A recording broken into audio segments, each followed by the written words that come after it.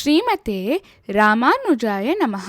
ವಿಷ್ಣು ಸಹಸ್ರನಾಮದಲ್ಲಿರುವ 155ನೆಯ ತಿರುನಾಮ ಪ್ರಾಂಶುಹು. ಭಗವಂತನ ವಾಮನ ಅವತಾರದ ಮಂಗಳಕರ ಗುಣಗಳನ್ನು ಮುಂದುವರಿಸುತ್ತಾ ಇಂದು ಆ ಪುಟ್ಟ ವಾಮನನು ಹೇಗೆ ತ್ರಿವಿಕ್ರಮನಾಗಿ ವಿಸ್ತರಿಸಿ ಇಡೀ ಸೃಷ್ಟಿಯನ್ನು ಅಳೆದನು ಎಂಬುದನ್ನು ನೋಡೋಣ. ವಾಮನನು ಮಹಾಬಲಿಯ ಯಾಗಶಾಲೆಗೆ ಪ್ರವೇಶಿಸಿದಾಗ ಮಹಾಬಲಿಯು ಅವನ ಪಾದಗಳನ್ನು ತೊಳೆದು ಗೌರವದಿಂದ ಬರಮಾಡಿಕೊಂಡನು. ನಂತರ ಅವನನ್ನು ಗೌರವದಿಂದ ಆಸನದಲ್ಲಿ ಕೂರಿಸಿ, ನೀನು ಸೂರ್ಯನಂತೆ ಪ್ರಕಾಶಿಸುತ್ತಿದ್ದೀಯ. ನಿನ್ನಂತಹ ಮಹಾನ್ ಅತಿಥಿ ನನ್ನ ಯಾಗಶಾಲೆಗೆ ಬರುವುದು ನನ್ನ ಭಾಗ್ಯ. ನಿನಗೆ ಬೇಕಾದುದನ್ನು ಕೇಳು, ನಾನು ಅದನ್ನು ಖಂಡಿತವಾಗಿ ನೀಡುತ್ತೇನೆ ಎಂದು ಹೇಳಿದನು. ಅದಕ್ಕೆ ವಾಮನನು ನಗುತ್ತಾ, ನನಗೆ ಹೆಚ್ಚು ಏನೂ ಬೇಡ, ನನ್ನ ಪಾದದ ಅಳತೆಯ 3 ಹೆಜ್ಜೆ ಭೂಮಿ ಸಾಕು ಎಂದು ಉತ್ತರಿಸಿದನು. ಇದನ್ನು ಕೇಳಿ ಮಹಾಬಲಿ ಗಟ್ಟಿಯಾಗಿ ನಗುತ್ತಾ, ನಾನು 3 ಲೋಕಗಳ ರಾಜ, ಕೇವಲ 3 ಸಣ್ಣ ಹೆಜ್ಜೆ ಭೂಮಿಯನ್ನು ಬಿಟ್ಟು ಬೇರೆ ದೊಡ್ಡದೇನಾದರೂ ಕೇಳು ಎಂದು ಹೇಳಿದನು.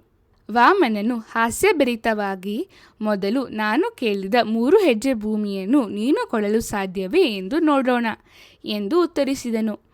ಆಗ ಮಹಾಬಲಿಯ ಪತ್ನಿ ವಿಂಧ್ಯೆ ಬಂಗಾರದ ಕಮಂಡಲದಲ್ಲಿ ನೀರನ್ನು ತಂದುಕೊಟ್ಟಳು.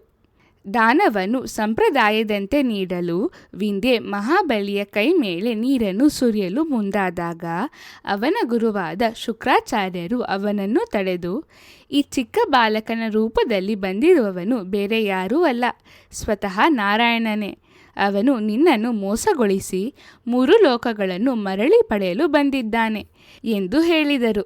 ಆಗ ಮಹಾಬಲಿ, ನಾನು ಕೊಟ್ಟ ಮಾತಿನಿಂದ ಹಿಂದೆ ಸರಿಯುವುದಿಲ್ಲ. ಅವನು ನಾರಾಯಣನೇ ಆಗಿದ್ದರೂ ನನ್ನ ವಚನವನ್ನು ನಾನು ಕಾಪಾಡುತ್ತೇನೆ. ಅದಲ್ಲದೆ ಸ್ವತಃ ನಾರಾಯಣನಿಗೆ ದಾನ ನೀಡಿದ ಮಹಿಮೆ ನನಗೆ ದೊರೆಯುತ್ತದೆ ಎಂದು ಉತ್ತರಿಸಿದನು. ಇದನ್ನು ಕೇಳಿದ ಶುಕ್ರಾಚಾರ್ಯರು ಕೋಪಗೊಂಡು, ಗುರುವಿನ ಮಾತನ್ನು ಅವಮಾನಿಸಿದ್ದಕ್ಕಾಗಿ ನೀನು ಎಲ್ಲವನ್ನು ಕಳೆದುಕೊಳ್ಳುವೆ ಎಂದು ಮಹಾಬಲಿಗೆ ಶಾಪ ನೀಡಿದರು.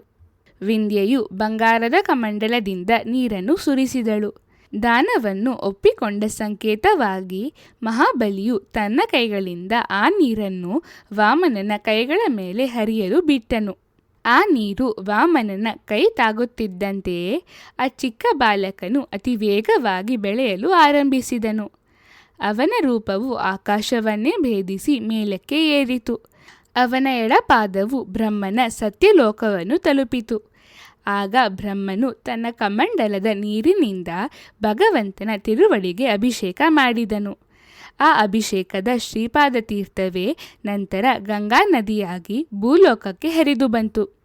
ವಾಮನನು ವಿಸ್ತರಿಸಿದ ವೇಗ ಎಷ್ಟು ಅದ್ಭುತವಾಗಿತ್ತೆಂದರೆ, ಮಹಾಬಲಿಯ ನೀರು ವಾಮನನ ಕೈಗೆ ತಾಗಿದ ತಕ್ಷಣವೇ ಬ್ರಹ್ಮನ ಅಭಿಷೇಕದ ನೀರು ಭಗವಂತನ ಪಾದಗಳನ್ನು ತಲುಪಿತು. ಆರಂಭದಲ್ಲಿ ಅವನ ತಲೆಯ ಮೇಲೆ ಛತ್ರಿಯಂತೆ ಕಾಣುತ್ತಿದ್ದ ನಕ್ಷತ್ರಗಳು ಅವನು ದೊಡ್ಡದಾಗಿ ವಿಸ್ತರಿಸುತ್ತಾ ಹೋದಂತೆ ಅವನ ತಲೆಯ ಕಿರೀಟ, ಕಂಠದ ಹಾರ, ಹೊಟ್ಟೆಯ ಅಲಂಕಾರ ಮತ್ತು ಕೊನೆಯಲ್ಲಿ ಪಾದಗಳ ಆಭರಣಗಳಂತೆ ಕಾಣಿಸತೊಡಗಿದವು. ಈ ರೀತಿಯಾಗಿ ವಾಮನನು ತ್ರಿವಿಕ್ರಮನಾಗಿ ಇಡೀ ಸೃಷ್ಟಿಯನ್ನೇ ಆವರಿಸಿದನು. ಪ್ರಾಂಶುಹು ಎಂದರೆ ಆಕಾಶವನ್ನೇ ಭೇದಿಸಿ ಇಡೀ ಸೃಷ್ಟಿಯನ್ನು ಆವರಿಸುವಂತೆ ವಿಸ್ತರಿಸಿದವನು ಎಂದು ಅರ್ಥ. ನಾವು ಪ್ರತಿದಿನ ಪ್ರಾಂಶವೇ ನಮಃ ಎಂದು ಜಪಿಸಿದರೆ ಭಗವಂತನು ನಮ್ಮನ್ನು ಬೆಳೆಸಿ ನಮ್ಮ ಜೀವನದಲ್ಲಿ ಅತ್ಯುತ್ತಮ ರೂಪವನ್ನು ಹೊಂದುವಂತೆ ಆಶೀರ್ವದಿಸುತ್ತಾನೆ.